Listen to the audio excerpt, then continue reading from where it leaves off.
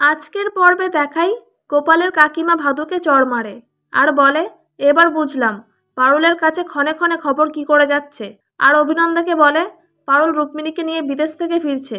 আর অভিনন্দা বলে, কি রুক্মিণী চলে আসলে তো গোপাল কোনোদিনও আমাকে বিয়ে করবে না। তখন গোপালের কাকিমা বলে, এবার আসুক ওই শহরের বিটি, ও যখন তোমার সিঁথিতে সিঁদুরটা দেখবে না ও নিজেই ফিরে যাবে।